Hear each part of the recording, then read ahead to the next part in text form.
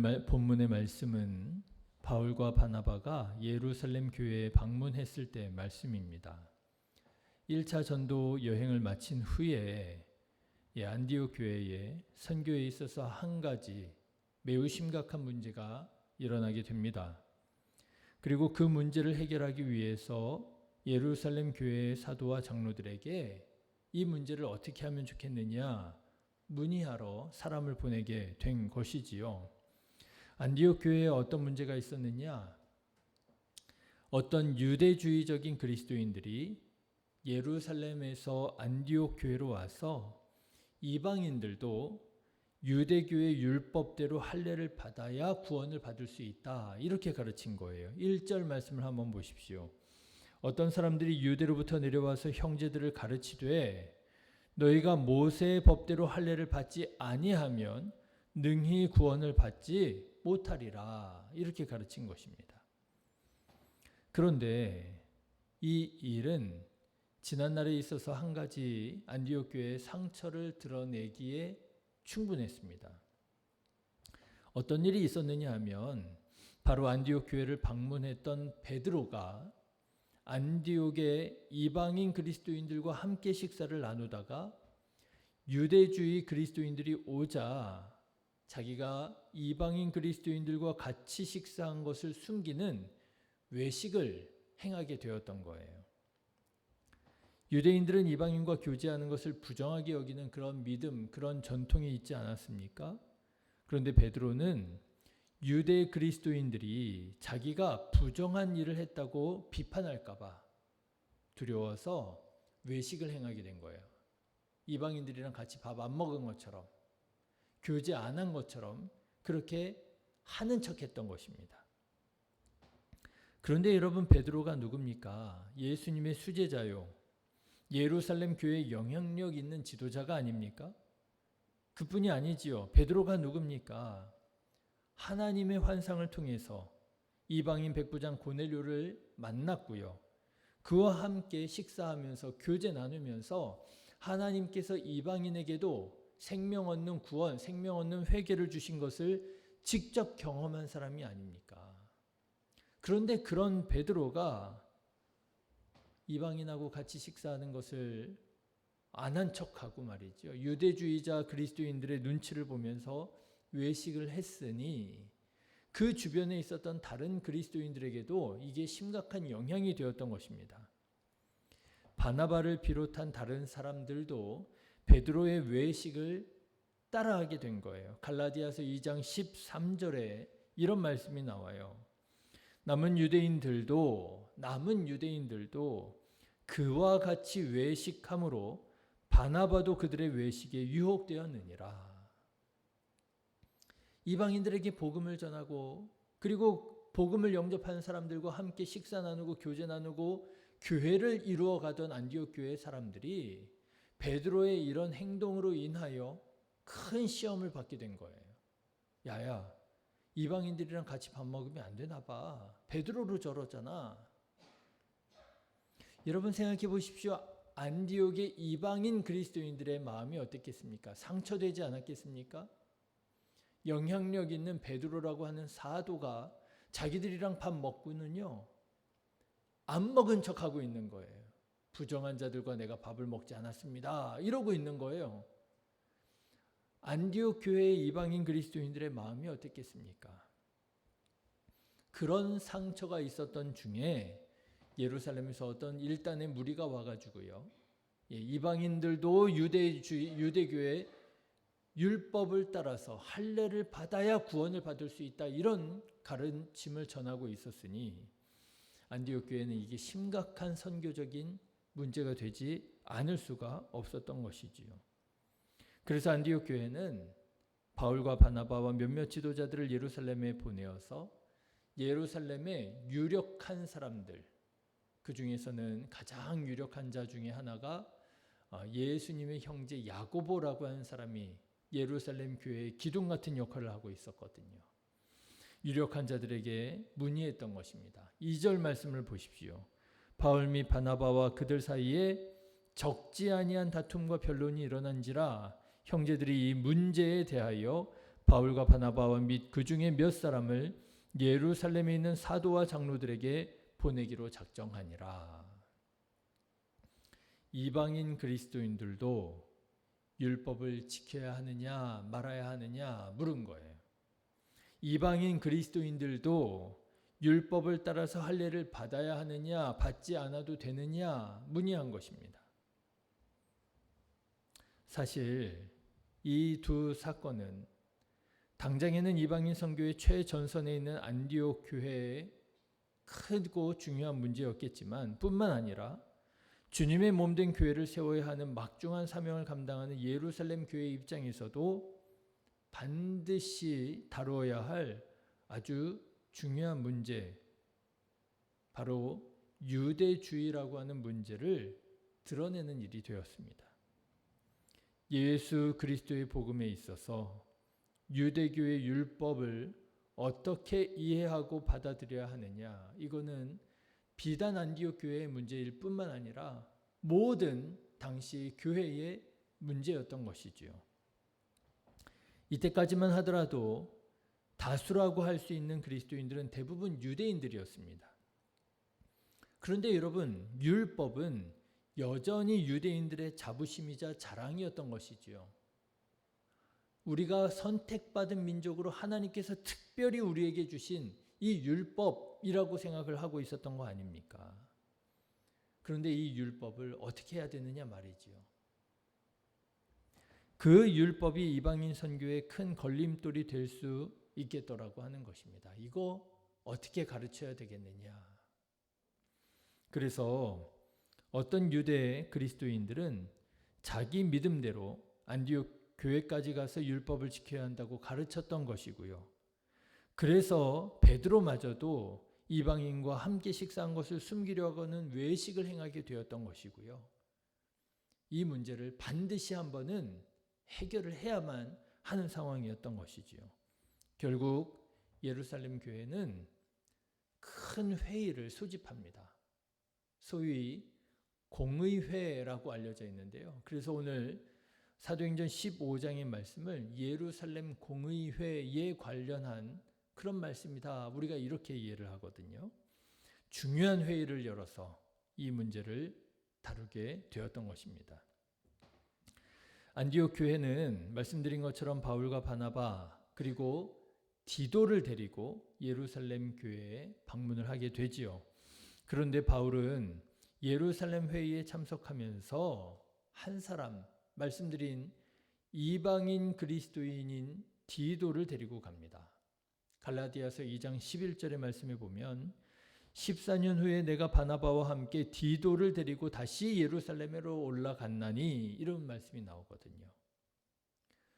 바울은 왜 디도를 데리고 갔느냐? 디도는 할례를 받지 않고서도 얼마든지 예수님을 잘 믿을 수 있다는 증거가 될 수 있었기 때문에 그렇습니다.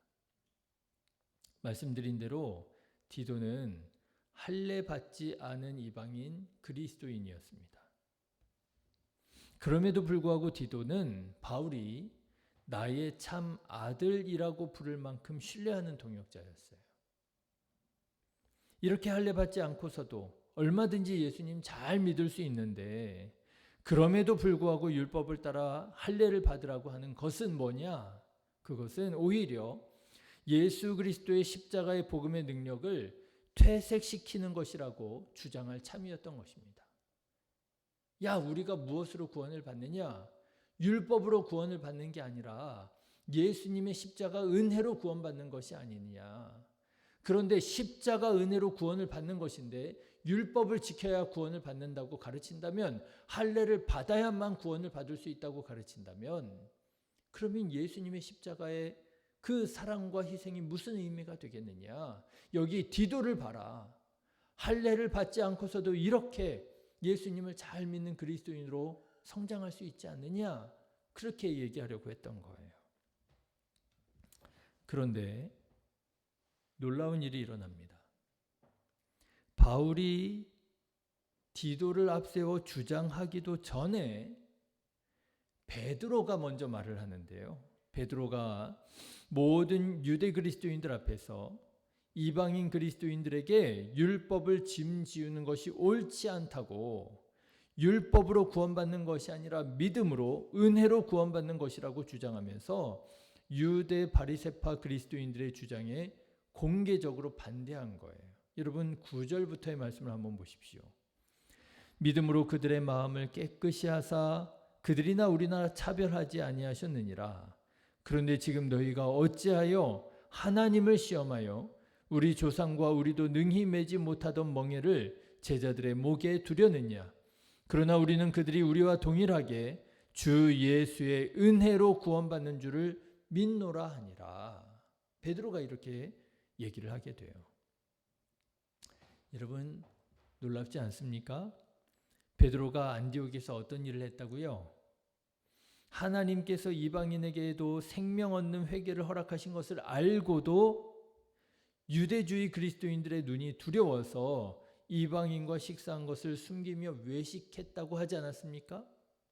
그랬던 베드로가 공개적으로 이방인에게 율법을 짐지우는 것이 옳지 않다고, 구원은 주 예수의 은혜로 받는 것이라고 변론해 주었던 거예요.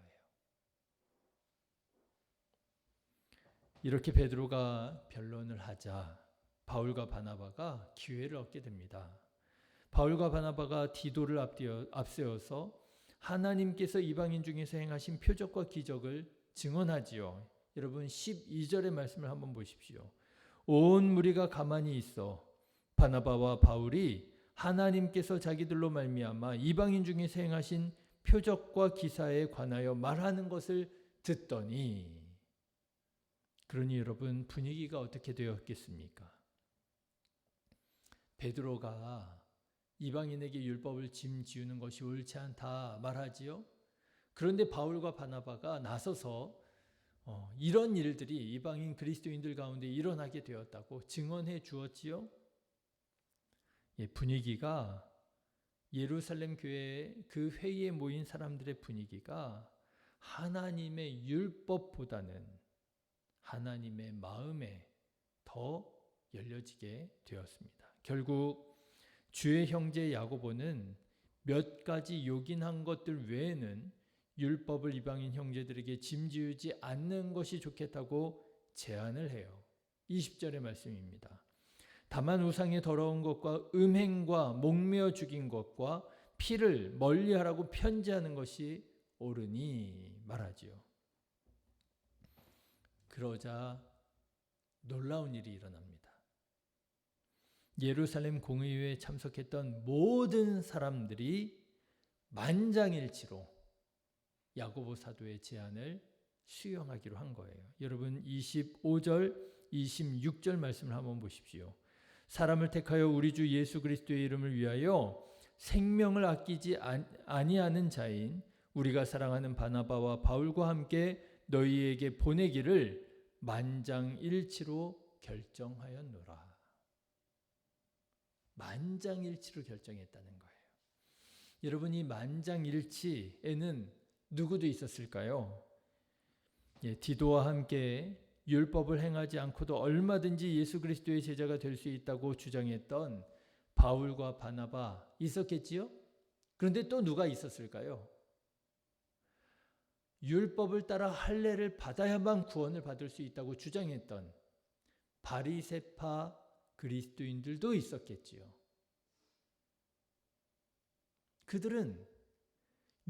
그들에게 있어서 율법은 하나님께서 자기들에게 주신 선물이었습니다. 자랑이었습니다. 기쁨이었습니다. 평생을 그렇게 살아온 거예요. 믿어왔던 거예요. 그런데 그런 생각과 마음을 내려놓고 그렇구나. 이것이 나에게는 기쁨이지만, 이것이 나에게는 자랑이지만, 이것이 이방인 그리스도인에게는 짐이 될 수 있구나라고 하는 사실을 수용한 거예요. 받아들인 거예요. 저는 오늘 또다시 성숙한 교회가 어떤 교회인가를 보게 됩니다. 여러분, 성숙한 교회가 어떤 교회입니까? 아무 문제가 없는 교회입니까? 아무런 문제가 없어요. 그냥 모든 사람이 다 일사천리예요. 그런 교회가 성숙한 교회입니까? 아닙니다, 여러분. 그런 교회는요, 사람이 주인 되는 교회예요. 누군가가 독재를 하고 있는 거예요.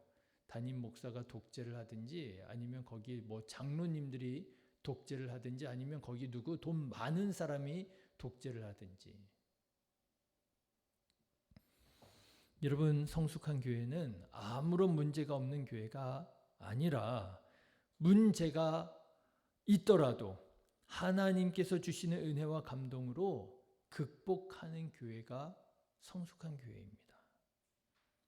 문제 없는 교회는 없어요. 오늘 말씀도 보세요. 안디옥 교회에 문제가 일어나잖아요. 그렇죠? 다툼과 변론이 일어나니라 그러잖아요. 안디옥 교회에 다툼과 변론이 일어났어요. 여러분, 예루살렘 교회도 보세요. 예루살렘 교회에도 문제가 있어서 회의를 하잖아요. 문제는 다 있습니다. 그러니까 여러분 아셔야 돼요. 문제가 있다고 상처받으시면 안 돼요. 문제가 있다고 실망하시면 안 돼요. 문제가 있다고 포기하시면 안 돼요. 문제는 있을 수밖에 없어요. 타락한 이 세상에서 살아가는 동안 문제는 없을 수가 없는 것입니다. 다만 진짜 문제는 뭐냐? 우리가 이 문제를 기도하면서 사랑으로 이 문제를 극복할 수 있느냐? 아니면 기도하지도 않고 사랑하지도 않으면서 서로 갈등하고 싸우면서 더 큰 아픔을 주느냐? 이게 문제인 것이지요. 성숙한 교회는 자기가 편한 것을 주장하는 교회가 아닙니다. 성숙한 교회는 자기가 익숙한 것을 주장하는 교회가 아닙니다. 성숙한 교회는 자기의 생각을 고집하는 교회가 아닙니다. 말씀드렸잖아요. 바리새파 그리스도인들, 자기가 알고 있는 것을 주장하다가 어떻게 되었습니까? 하나님께서 행하신 이야기를 듣고 자기에게 익숙하고 편하고 그동안 주장하면서 살아왔었던 것을 내려놓고, 그렇구나, 내가 생각했었던 이 기쁨과 자랑이 다른 사람에게는 짐이 될 수 있구나, 수용했다고 말씀드리지 않았습니까? 그런 교회가 정말 성숙한 교회라는 거예요. 바라기는 우리 신의교회 성도님들도 자기의 것만 고집하는 것이 아니라 다른 사람의 경험과 감동에 귀를 기울이고 하나님께서 오늘 행하시는 새로운 일들에 대하여 순종할 수 있는 성숙한 그리스도인들이 되시기를 주님의 이름으로 축원합니다. 그런 교회가 예수님께서 주인 되시는 교회예요. 그런 교회가 예수님이 주인 되시는 교회예요. 저는 이번 사순절에 특별히 우리 교회가 이런 교회가 되기를 위하여 기도합니다. 사람이 주인 되는 교회가 아니라 성도님들은 담임 목사한테 책임을 미루고 담임 목사의 눈치를 보는 교회, 안 되지요. 목사는 장로님들 눈치 보고 성도님들 눈치 보면서 해야 할 말을 하지 못하는 교회, 안 되지요. 하나님께서 주인 되신 교회, 성숙한 교회, 우리 신의 교회 될 수 있도록 우리 모두가 다 성숙한 그리스도인 되시기를 다시 한번 주님의 이름으로 축원합니다. 기도하겠습니다.